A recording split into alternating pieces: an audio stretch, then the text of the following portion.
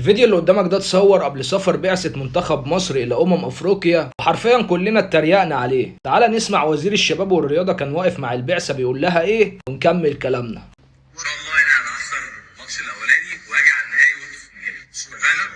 ان شاء الله كده يعني تيشيرت مصر ده وعندكم مصر ان شاء الله ان شاء الله فرحونا بيه.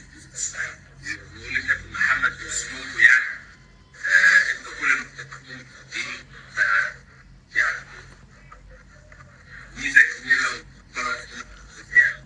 لا انا عايز اسمع رايك كده ولا ايه؟ احنا بنحتفل بيه يعني.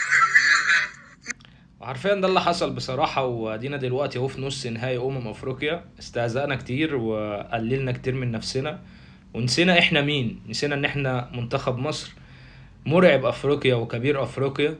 احنا لو بنلعب بعكازات الناس هتخاف مننا. فانا اسف يا منتخب